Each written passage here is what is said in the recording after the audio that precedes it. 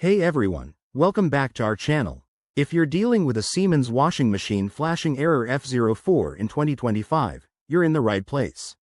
This error can be frustrating, but don't worry, it's often something you can fix yourself with a few simple steps. Let's dive in and get your machine running smoothly again. First off, what does error F04 mean? In Siemens washing machines, this code typically indicates an issue with the water inlet system. It usually points to problems like low water pressure, a blocked inlet hose, or a faulty water valve. This prevents the machine from filling up properly, causing the cycle to stop. Now, let's talk about the possible causes. One common culprit is a kinked or clogged inlet hose, which restricts water flow.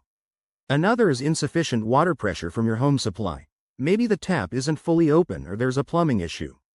In some cases, it could be a malfunctioning inlet valve or even a problem with the pressure switch inside the machine. To troubleshoot, start with the basics. Check that the water tap connected to your washing machine is turned on all the way. Next, inspect the inlet hose for any bends, kinks, or blockages. If it's dirty, give it a good clean or replace it if necessary.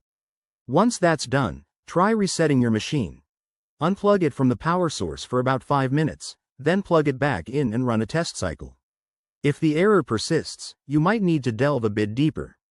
Clean the machine's filter, which could be clogged with debris. If you're handy, check the pressure switch, but if this sounds too advanced, it's best to call a professional technician to avoid any risk of damage or injury. Remember, safety first, always unplug the machine before inspecting or cleaning any parts. By following these steps, you should be able to resolve error F04 and get back to your laundry routine.